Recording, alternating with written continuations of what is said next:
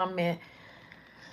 Man, y'all, it's so much stuff going on in the world. It just, wow.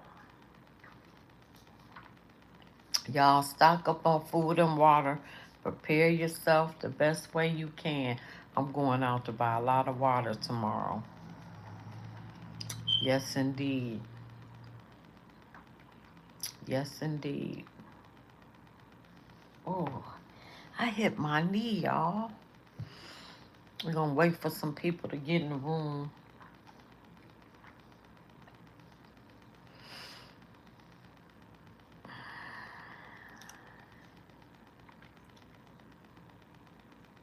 Dang, did I bring that work in? I think I did.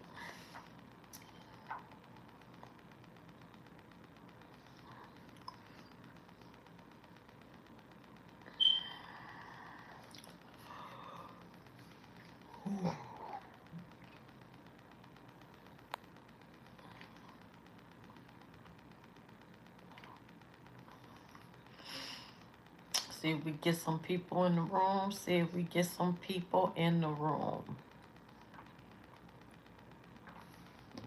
All right. Like, share, subscribe, leave a comment. So, I guess what's next on the agenda, Trump said, is Cuba, liberating the Cuban people. The Cuba has totally collapsed, period. There's no lights, there's no infrastructure, there's no oil.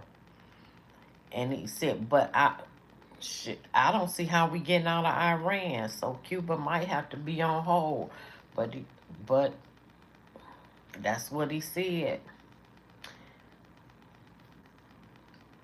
Trump's next target taking Cuba. Still at war with Iran and in control in Venezuela, President Trump is signaling that he is about to intervene in Cuba. Oh shit! I don't lost my damn. Okay. The core problem between Cuba and the United States stemmed from decades of ideological conflict, originating with the 1959 Cuban Revolution, which brought communist leader Fidel Castro to power.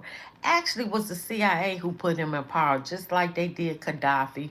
We all we always put regimes in power, and then when they don't do what we want them to do, we take them out.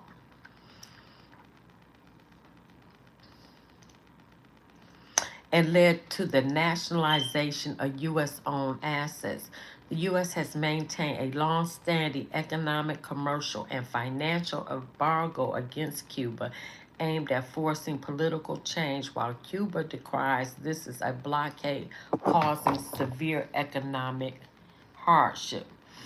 We have had sanctions on Cuba since the 60s, embargo on them since the 60s. But now that when we took our Venezuelan oil and Mexico was going to send Cuba some oil, Trump told Mexico, you better not. The whole everything has collapsed there.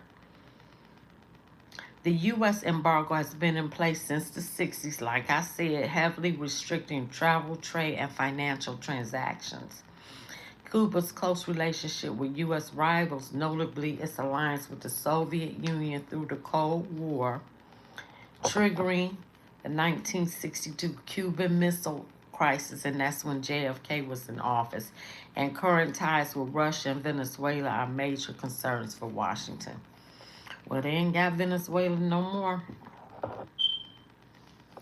The U.S. accuses Cuba of human rights violations, suppression of free expression, and holding political prisoners. Well, Shanti Secure, that's where she went when she escaped from prison in the 70s until her death. She went to Cuba.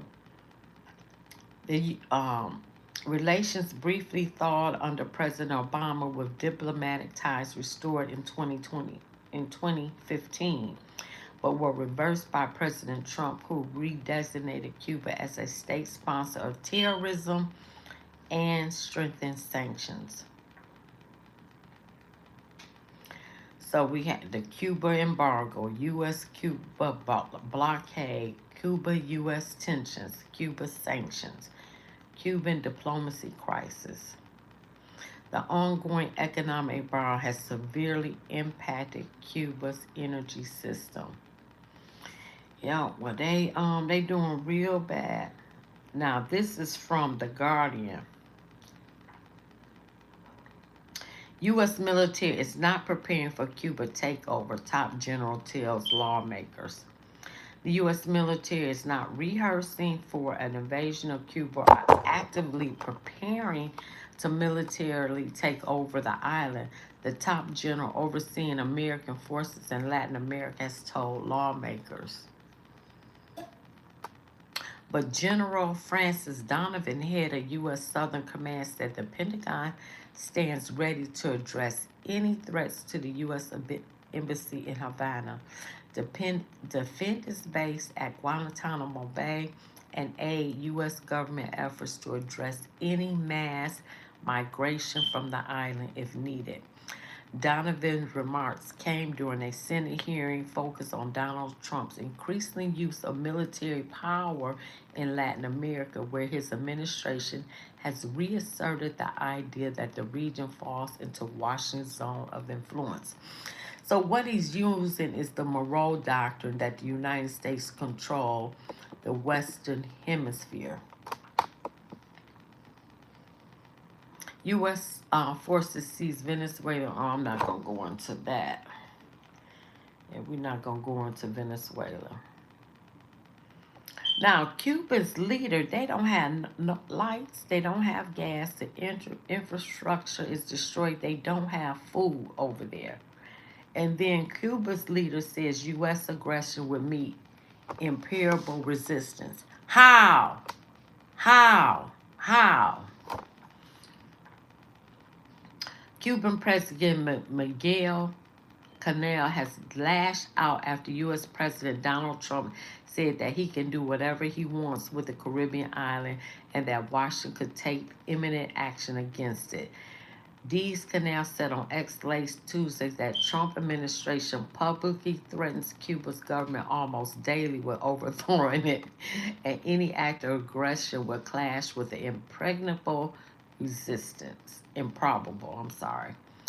The comments came after new threats by Trump and U.S. Secretary Marco Rubio, who is Cuban, who said that the Cuban government's socialist economic model needs to change dramatically. While the Cuban government places heavy restrictions on the country's private sector, decades of U.S. sanctions have crippled Cuba's economy. Along with Venezuela, economy is collapsed. The Trump administration is looking for Canel to leave as the U.S. continues negotiating with the Cuban government, according to a U.S. official and a source with knowledge of talks between Washington and Havana. They spoke on the condition of anonymity because they weren't authorized to discuss sensitive talks. No details have been offered about who the administration might like to see in power. Trump's comments on Cuba came more than 2 months after his administrative arrested Nicolas Maduro in January. The administration had effectively halted vital oil exports to Cuba, pushing the Caribbean nation to the brink. The Cuban people that Trump and Rubio say they want to help have been left reeling. Overnight, activist groups from various countries delivered 5 tons of medical equipment, solar panels, and other aid, according to the Cuban state television, while crippling blackouts plagued the island.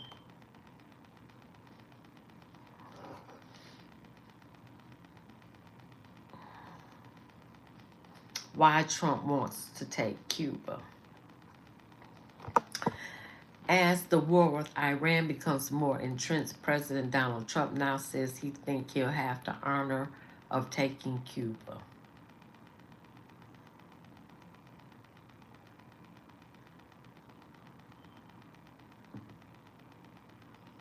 The list so far is Greenland at the end of 2025 and the beginning of this year. Trump said he would take Greenland.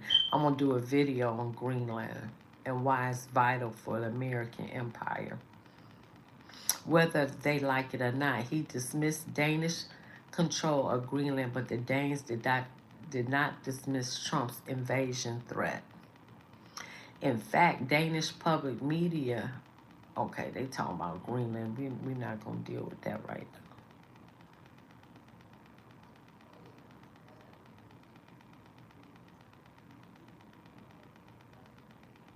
Okay, now they talking about Maduro. I don't want to talk about that because we're dealing with Cuba.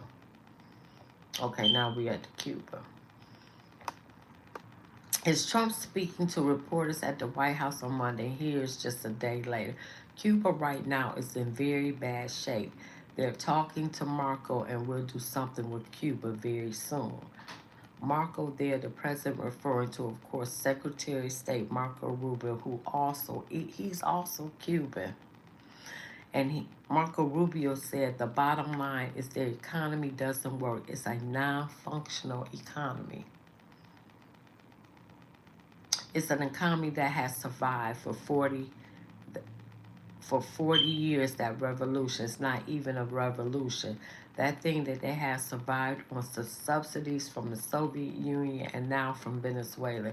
They don't get subsidies anymore, so they're in a lot of trouble. And the people in charge, they don't know how to fix it, so they have to get new people in charge. In fact, Cuba and the United States have actually been in talks for the last couple of weeks, and that's because approximately 3 months ago, the U.S. effectively imposed an oil blockade on Cuba, which collapsed. Their government is totally collapsed.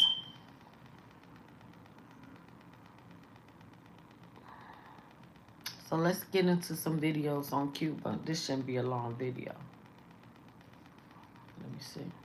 Just said out loud that the Cuban regime is out. They have a deal with Putin and Moscow to be exiled over there and enjoy the rest of their days. But more importantly, that the next Cuban president has already been hand-selected by the Trump administration. Now relax, I'm not saying this is confirmed, but this guy was right about Maduro and Trump's plans with Venezuela. So I think he might be onto something, and let's entertain this for a second and think logically. Now remember, Cuba's constitution says that whoever is sitting president has to be Cuban born. So if someone was picked by Trump, it wouldn't be a college activist or a broke dissident or some democratic socialist exile. He would be Cuban born, exiled, very, very rich, politically connected, likely, conservative, anti-communist, and business first. So here are my picks. Educated guess-wise, I think the first one would be Alfonso Fanjul. He's Cuban-born, Sugar Dynasty, Republican donor. Lost all his money and businesses to Castro and rebuilt it dollar by dollar, an empire here in the U.S. Second, we have Pepe Fanjul. Same dynasty, same family, same story, same D.C. axis. He's quiet, but wired in. Third, we have Mike Fernandez. He was born in Havana, billionaire in the healthcare field here in Miami and in the U.S. He's an old-school anti-communist exile type. He knows money and he knows politics. Fourth, we have Armando Godina. He's born in Cuba, major Miami power player, low profile but high access. Another conservative. Fifth, we have Carlos Saladriagas. I think that's how you pronounce it. He's born in Havana, always around Cuban transition policy circles. He comes from tech and construction money. Think tank energy. Bonus, Jorge Mas. He's Jorge Mascanosa's son. However, he's been said to be a little libbish on the Democrat side, so unlike his father. So I don't know if he'd be the pick, but maybe. So specifically, you're looking for a Cuban-born exile billionaire, like a Trump guy, who can be sold as I escaped communism and now I'm fixing it. It sounds insane, but where there's smoke, there's fire. And Marco Rubio, I still think he would be involved, but more as a lead point person to oversee the transition from the U.S. side. Kind of like what he's doing with Desi Rodriguez in Venezuela. What do you guys think? Let me know in the comments. Makes sense to me. I guess y'all don't care about Cuba. You should. Oh my gosh, Trump just issued an executive order addressing the threats to the United States by the government of Cuba. Oh my God, esto está poniendo caliente. Yes, I'm crying because this is the first time in decades a US president is getting serious, really serious about Cuba. That might lead to change. Executive order, Trump explicitly states that Cuba is now a national emergency. Government of the United States, because he goes on and says here, and every Cuban can tell you this is true. The Cuban communist regime supports terrorism and destabilizes the region through migration and violence. Very true. That it persecutes and tortures its political opponents. Very, very true. Denies the Cuban people free speech and press. Absolutely true. Corrupts and profits from their misery. I can't even begin to tell you. It will blow Americans' minds how much that is true. And commits other human rights violations. He says he's going to tariff any country that sends oil to Cuba. Always had an embargo on Cuba. And countries all over the world were able to trade with Cuba, including gas. But this now makes it possible for a path to regime change. One that we have all been waiting for 67 years. And what do you think? I wish Cuba will be free one day. And thank you, Donald Trump. And thank you, Marco Rubio. I know it's him. Patria Vida. Patria Vida. Oh my gosh. Wow. Trump just issued Another group of people waiting on Donald Trump to free them. Wow. I'm going to keep that video.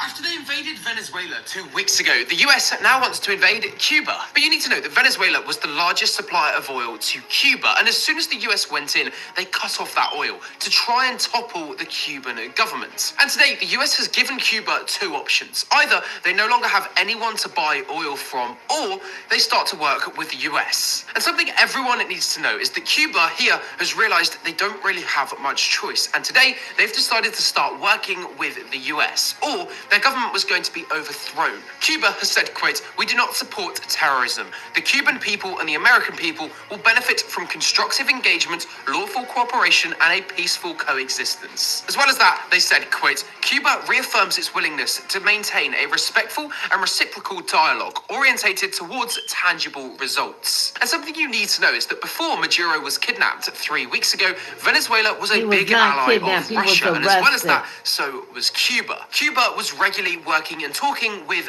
Russia, but ever since Maduro has been kidnapped, that has changed. Cuba has almost done an entire 180-degree turn, and today they've announced they're officially starting to support and work with the US. And this came in response to threats by Trump that if they don't, then it was going to end badly. Trump said, quote, "Cuba was a failing nation for a long time, but now it doesn't have Venezuela to prop it up anymore." Basically, he said that Venezuela is no longer there to help out Cuba, and therefore Cuba's on their own unless they start working with the US. But it's likely that Russia is also going to be a little bit annoyed over this because they've now lost another ally. And when they do release a statement on this, you'll be glad you followed me because I'll be the first one to tell you about it. After they invaded Venezuela 2 weeks ago, the US now wants to invade. Yeah.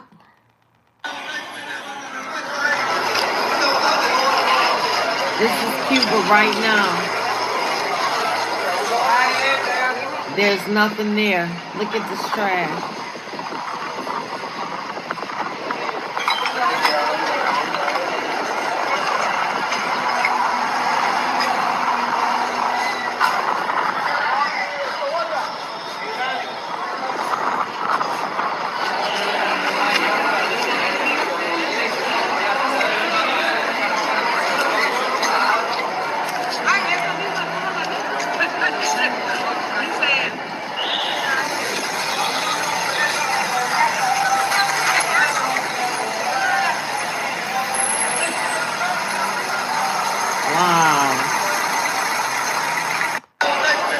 Wow, I'm gonna keep that.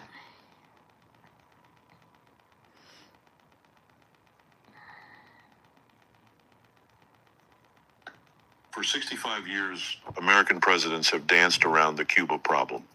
They've talked tough, they've imposed some sanctions, they've made symbolic gestures.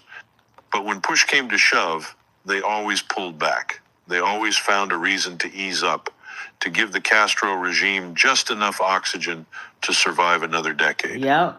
Not this time. Not under Donald Trump. What we're seeing unfold in the Caribbean right now is the final chapter of one of the longest running tyrannies in the Western Hemisphere. Facts. And it's about time.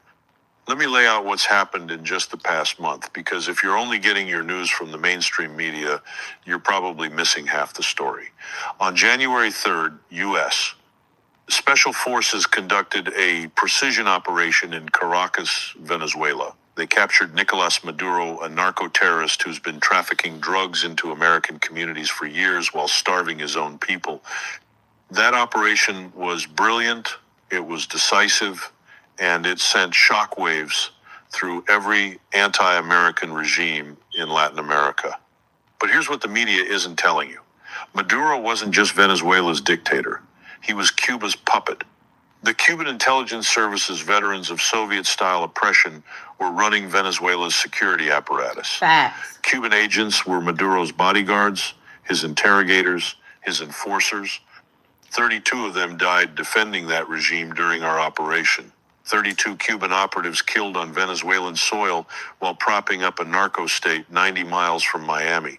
And in exchange for this military and intelligence support, Venezuela was sending Cuba somewhere between 35,000 and 52,000 barrels of oil every single day. Free oil, subsidized oil. Oil that kept the lights on in Havana while Venezuelan children went hungry. That's the deal. That's always been the deal. Cuba exports tyranny, and in return, they get the resources to survive. Well, that spigot just got turned off permanently. Did. Now, President Trump didn't stop there. On January 29th, he signed an executive order that I believe will be remembered as one of the most consequential foreign policy actions of the 21st century. He declared Cuba a national security emergency, and he wasn't exaggerating. The order states clearly, any country that sells or provides oil to Cuba will face tariffs on all of their exports to the United States. Not just for 65 years, American presidents have danced. And the economy has collapsed. There's no lights, no food. Let's get into some of what this actually means for the rest of the country here in these United States and abroad. So you're going to need someone a little This bit is Daily more worked Signal. on this than I am. I know, very, very hard to believe. So we're going to bring on the one and the only Andreas Martinez Fernandez. He's the senior policy analyst for Latin America at the Heritage Foundation.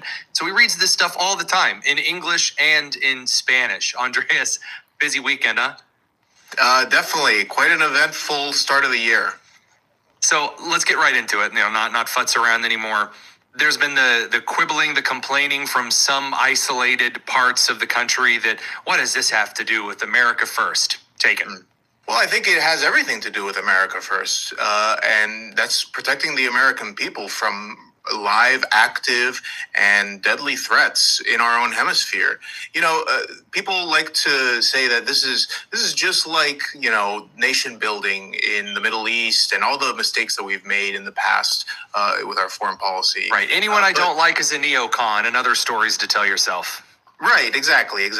But you know what? The reality is that the Venezuelan narco threats and the narco threats within our own hemisphere, which are by far the most dramatic and deadly for the American people, Right. We're talking about 100,000 overdose deaths a year from narcotics alone, and that's not even getting into the weaponization of migration and instability that the American people and American cities have lived with for years. All of this has really been ignored by the Washington establishment for decades. You've never really seen a serious attention as far as the foreign policy priorities of the United States to these issues until President Trump decided that he's going to break with that really what's a noxious practice of ignoring these core security threats to the United States. And again, this is what affects Middle America far more than what happens in parts of the Middle East, is in Europe.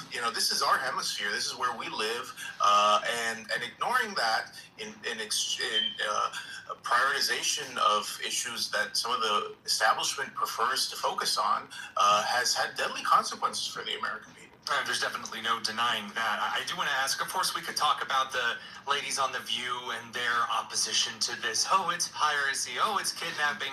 But we're adults in the room. We'll let the toddlers run off and yell at each other. So in all seriousness, there was a lot of Russia outposting, a lot of Xi Jinping's China outposting in Venezuela. This was a launching point for a lot of the precursor chemicals that we saw going sky high, and a lot of those beautiful MQ-9 and naval strikes happening on those narco boats. Something that I just can't stop watching. It's too enjoyable to watch narco and human traffickers going sky high. But with that particular foreign intervention in the region, China and Russia, they got out the sabers and they started shaking them. We're talking shaking them like skeletons at a spirit Halloween. So what in the world does this actually mean for us? Are we actually going to see any intervention at all, or any diplomatic snub-nosing that's going to be worth anything, or is the UN going to yell for 30 seconds and it be over? Yeah, I think there's a lot of posturing that we're seeing and going to continue to see from entities like the UN and certainly our adversaries, which have in Russia and China, Iran, used Venezuela as an outpost in our hemisphere to undermine our interests and undermine our security. So they're very upset to lose that outpost, which I think they're very much on the way to doing. You know, Nicolas Maduro had opened up not only his oil industry and essentially handed that over to Havana, China, Russia, and Iran, but he's also opened up Venezuela's national territory, which again, the distance between Venezuela and the U.S. mainland is equivalent to the distance between New York and Texas. This is right in our neighborhood. I'm going to get back to that.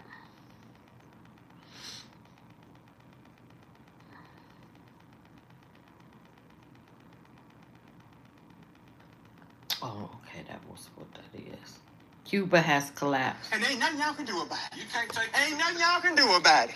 Ain't nothing y'all can do about How it. much land you buy here? I bought 5 acres, sir. 5 the acres? whole 5 acres. Yeah, I know exactly what it goes to. Yeah, me too. Me too. Right, right. Yeah, me too. Me and you ain't got no business arguing about my land, sir. Okay. What you can do is argue with somebody about your land. I paid every dime for this 5 acres. I paid for this. Oh, wait a minute. You got the video for it? Yes, sir. Well, hey, how Yes, you doing, Mr. Cameraman? Yes, sir. Wait. This is, I don't know how I got this over here. We don't got no business talking. Well, just let You talk to my attorney. You talk.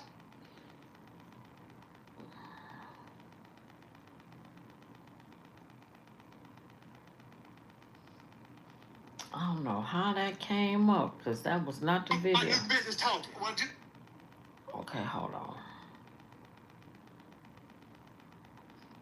In New York City for Islam. Watch. Dang, that video must be gone. Okay. The other side of the globe to threaten America from its very doorstep. Something experts suggest is still happening with the recent landing of a Russian transport aircraft in Havana just days ago. But as you're about to see, things are so desperate in Cuba right now, the regime running it might need more than a lifeline. Daily power cuts and lines for gas that only seem to get longer. These are the direct consequences of current geopolitics on ordinary Cuban citizens. The economic situation, already difficult since the pandemic, is getting worse. It's just too tough. Almost 24 That's hours crazy. a night. 24 hours to get gas. 24 hours to get gas, and they don't have none anymore. Offensive last month. Shipments of fuel and other goods provided by the Venezuelan regime have stopped. And that's a big problem because Cuba, as an island communist nation, they are between a rock and a hard place. And their collapse was all but guaranteed the second Venezuela fell because their communist system of government that maintains itself not by doing business with the rest of the free world in a way that allows its citizens to build prosperous. They could not do business with the rest of the free world because they were sanctioned and embargoed and everything else. They could not. Lives for themselves and expand their country and make it better, but instead exists on intimidation, secret police, prison camps, and all types of other oppressive operations meant to. And it's like that their government stopped in the 50s because a lot of the cars that you see are from the 1950s when Cuba was a free country before it went communist.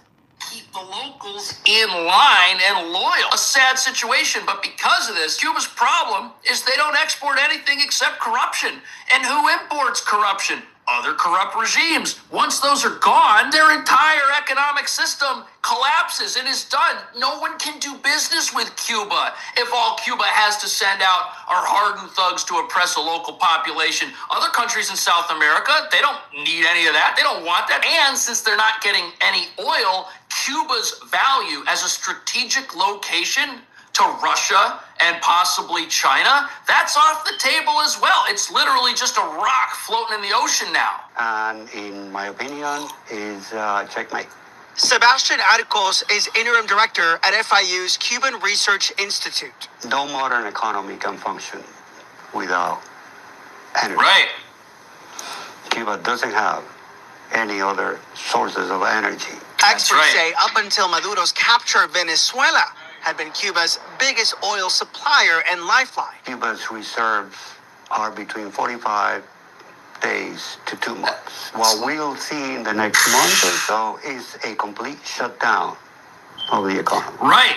And if Venezuela was the lifeline that was pumping Cuba full of oil and keeping that place afloat, and that place is gone now, there is nowhere on the planet for them to get oil. China is the world's largest oil importer, so they don't have any to spare. Russia needs oil for their mayhem in Ukraine that we all hope ends soon. And Iran, well, the oil and gasoline that Iran was refining and sending back to Venezuela and sending to Cuba, it came from Venezuela originally. See, Venezuela has a failing communist regime itself. They couldn't refine their own oil into the types of product needed for gasoline and other applications, so they would have to send it to Iran, which has the refining capability, and then Iran would keep part of it and send it back. Cuba would get some of that as gasoline. So with Venezuela gone, Cuba's literally just floating in the water without any help. And here's why this is nightmare news for Russia. If Cuba doesn't have power,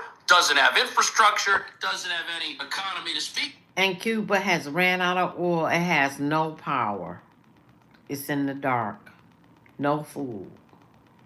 The only way to run this place as a low-cost base of operations to try and mess with the United States is to import everything. And now the cost to have a base in Cuba goes way up. The cost to have foreign militaries on that island goes way up because there's no way to power them. You see, this is the one thing Cuba was offering was strategic implications. And remember, because this is a communist country with very few industries, they don't really have any way to power up their economy, make their people rich and prosperous, and then buy and import what they need. No, the regime here is totally isolated now that their buddies in Venezuela are in a New York jail. Now that the Venezuelan people are free, they can sell their oil, but they're not going to sell it to a place like Cuba, which was underpaying for it anyways. And as you're about to see, Cuban Americans in the United States also have a way to accelerate the future freedom of the Cuban people. By Cuban American congressmen from South Florida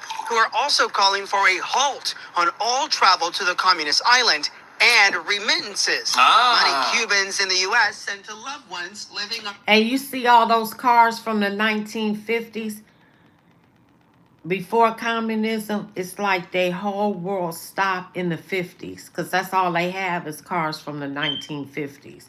It all stopped when they turned communist. They never went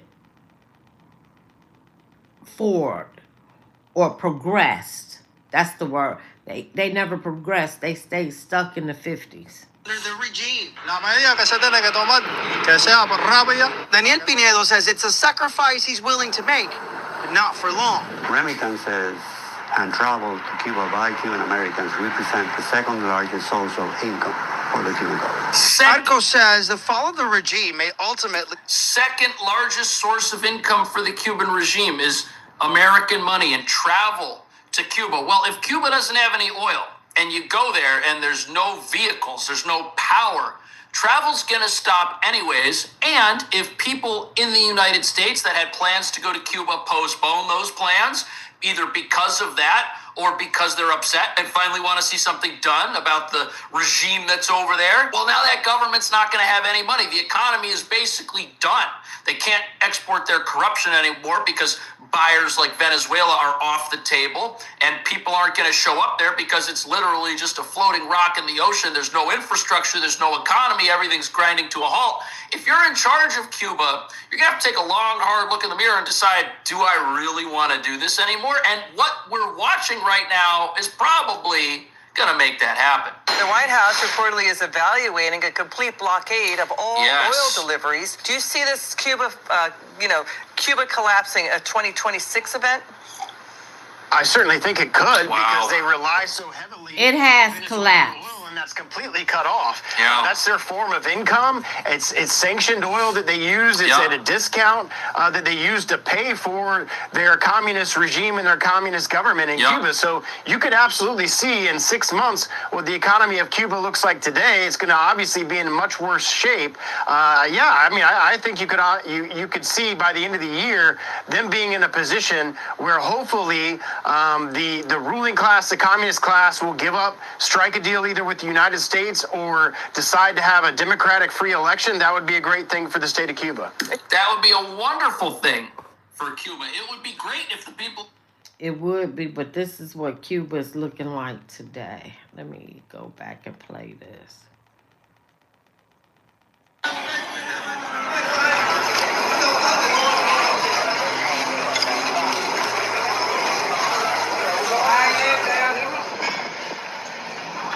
No trash pickup.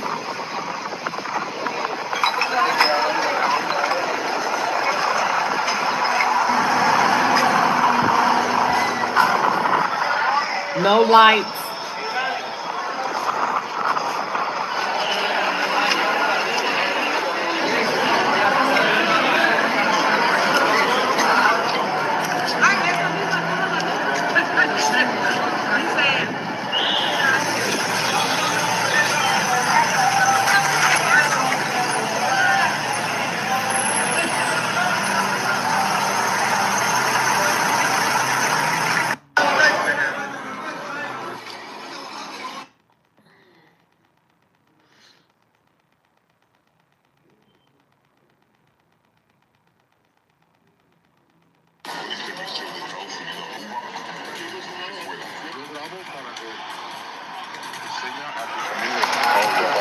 Quisiera que Cuba tenga cambio. Yo soy cubano, yo soy canadiense, ellos quieren saber la realidad cubana, ¿no? So they saying it's very difficult. Piles of garbage, people digging through it because there's no food.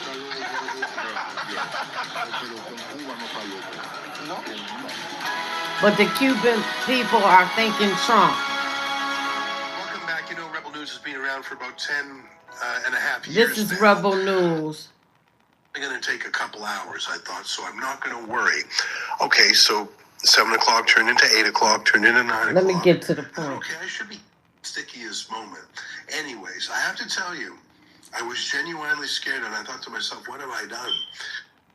Tell me what it was like. So you went down there, you used your real name, and it would be foolish to try and hide who you were. If someone were to type in your name in Google, it would pop up that you were with Rebel News. So we didn't try and hide. And then you return to the line for going to the custom. But the thing is, it took so much time. I don't know what was happening and what was the whole process, but for every single person, it was taking so much time to verify probably the passport or anything. But they didn't actually ask us any questions. So we gave the passport, they took our picture, then they gave back our passport and then go. Well, thank God. I mean, I have to tell you, I was on the edge of my seat. So I... Al mes. Es nada. Es nada. Yo vivo con mi familia. Tengo 2 niños, una de 5 y una de 3. Mis niñas llevan... My daughter has been drinking sugar water for 2 years. I'm sharing so you can show friends in another country. 1 egg carton. You can get 1 egg carton. And that's 3,000 Cuban money for 1 carton of eggs.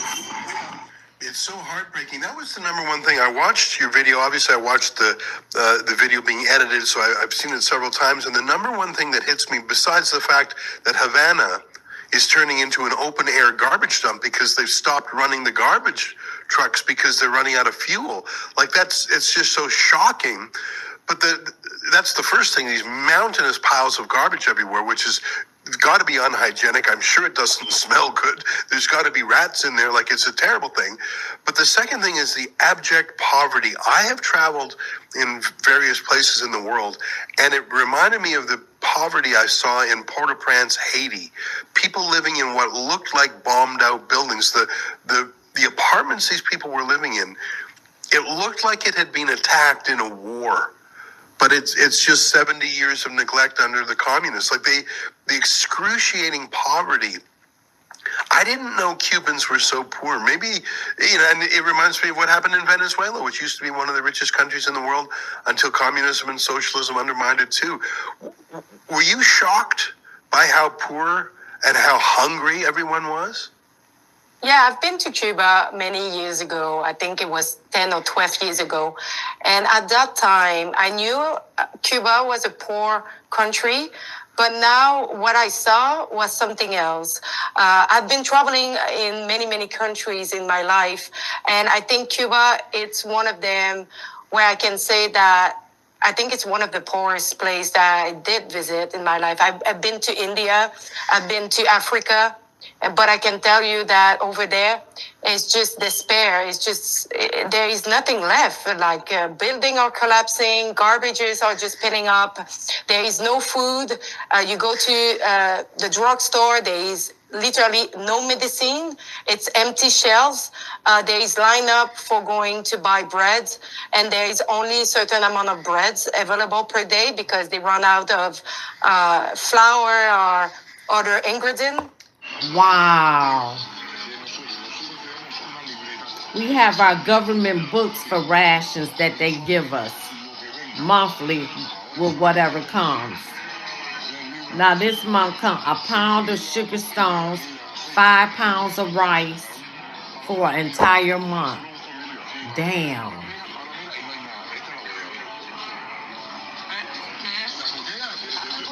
Wow. So they rationing the food.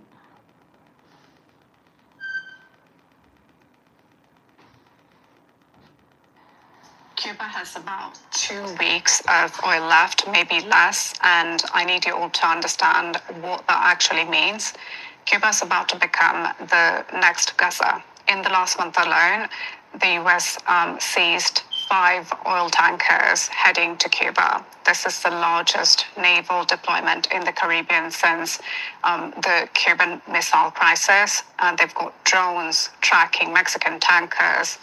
And Trump signed an executive order threatening any country on earth. That ain't funny therapy. That's not funny. Tariffs. Mexico looked at $400 billion in trade exposure to the US and immediately stopped shipments.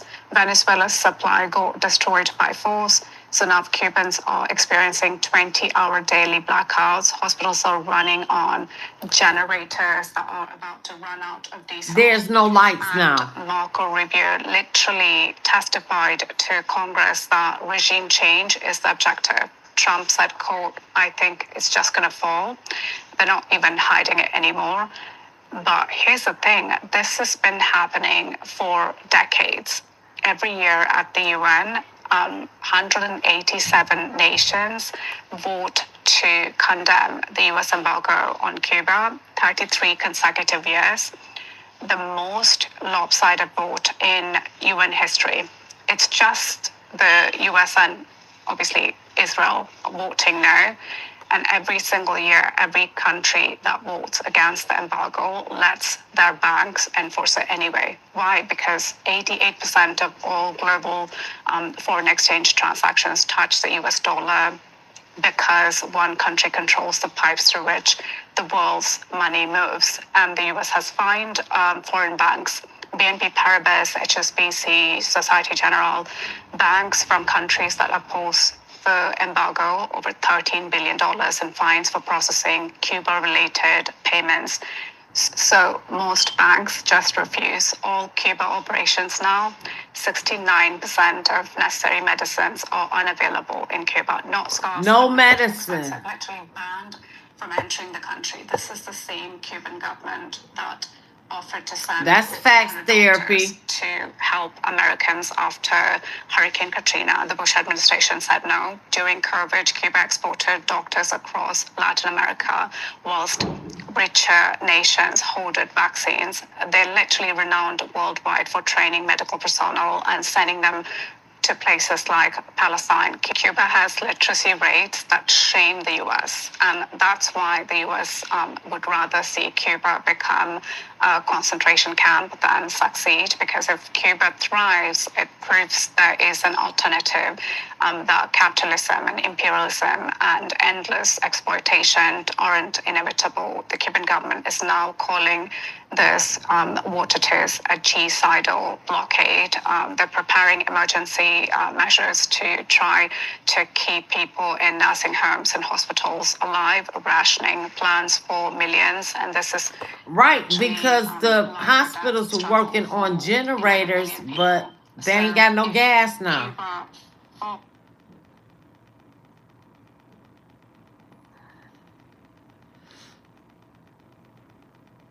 Welcome back, everyone. For years, Cuba's ally, Venezuela, provided the small island nation with nearly half of its oil, a small lifeline for an already crippled economy.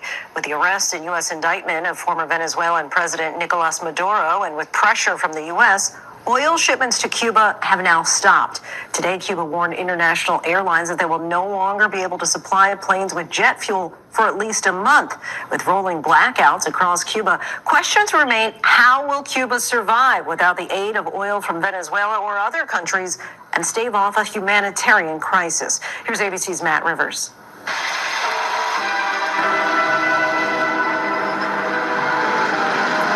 Havana, Cuba. The country's communist government has been plagued with problems over its 6 decades in power, many of its own making.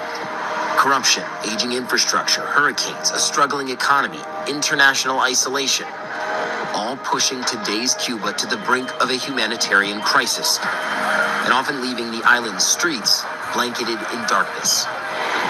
Blackouts, some lasting nearly all day, a common occurrence now.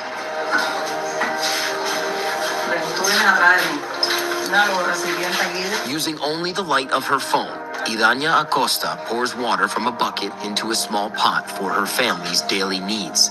The water, used to cook, bathe, and drink, will have to last Idania, her 2 children, and her ailing mother until the next shipment comes in 10 days. Los niños están incluso sin comer, llegan de la escuela, mamá que hambre, no sé cuánto, hay que esperar a que venga la corriente.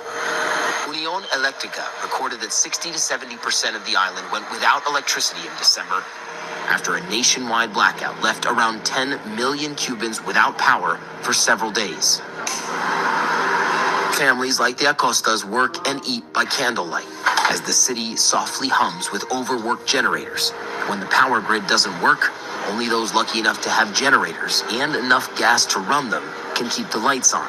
And the situation is only expected to get worse. Es bastante complicado el tema del apagón. Cada día todo peor.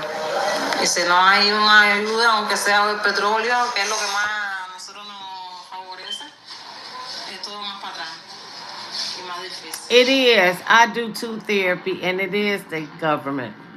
Cuba's already crippled economy is expected to get even weaker after U.S. forces captured Venezuelan President Nicolas Maduro and his wife early last month. The island nation depended on the oil Venezuela sent over, which according to experts accounted for nearly 50% of their daily oil demand. In exchange, the Cuban government provided personal security and intelligence for the Venezuelan president. But President Trump cutting off that lifeline writing on social media there would be, quote, no more oil or money going to Cuba. Right, yeah, true. Cuba looks like it's ready to fall. I don't know if they can hold out. But Cuba now has no income. They got all of their income from Venezuela. Cuba faces tough questions here. I just don't see the country being able to survive without Venezuelan oil. Jorge Piñon, a senior Energy Institute researcher at the University of Texas, tells ABC News Cuba's economic collapse is imminent. We don't see a light at the end of this tunnel. What does taking away Venezuelan oil mean for the country of Cuba? A total collapse. When you are short diesel, now you're talking about transport. You're talking about diesel for the tractors and agriculture. Now this really impacts the economy of the country.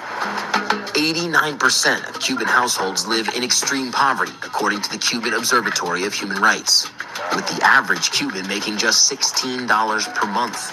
The Cuban economy has greatly suffered under a decades-long U.S. trade embargo that its government claims impeded its ability to do business on the world market. The regime brings in very little hard currency, so Cuba's international trade relies heavily on bartering, swapping its key exports like sugar, nickel, and medical services for essential imports such as oil, machinery, and food, with allies like Mexico, Venezuela, Russia, and China. Where are their historical allies and exporters? I am very surprised that we haven't seen more Russian oil coming into Cuba. Brazil is now a major exporter of oil. So where is Lula coming to the aid of Cuba? In January, President Trump declared a national emergency over what he called the, quote, unusual and extraordinary threat posed by Cuba, authorizing the U.S. to impose new tariffs on imports from countries that directly or indirectly supply oil to the island, meaning Mexican President Claudia Sheinbaum's attempts to include oil in their humanitarian assistance will come to a halt. There have not been any... And it has. Since January 9th, according to Piñon. Dr. Maria de Los Angeles Torres, a professor of...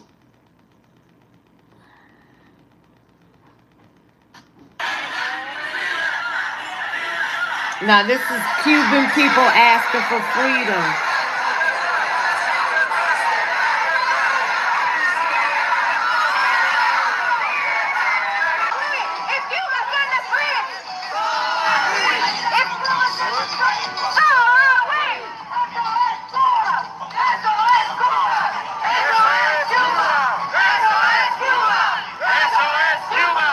Free Cuba.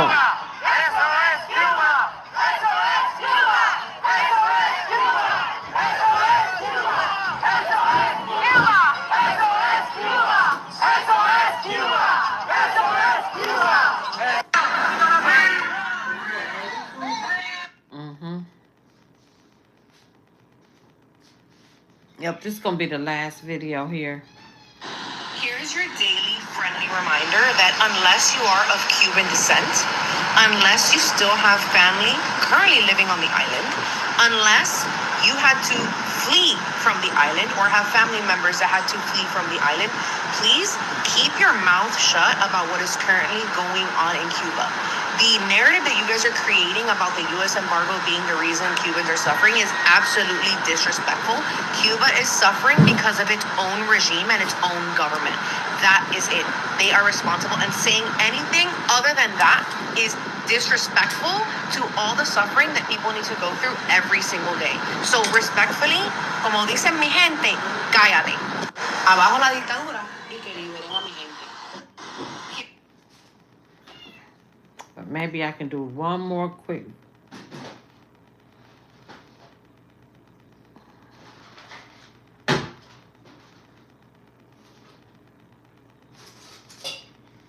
I can't bring that up. Hush! You're not getting nothing else to eat. They already had a can. Don't give them nothing else.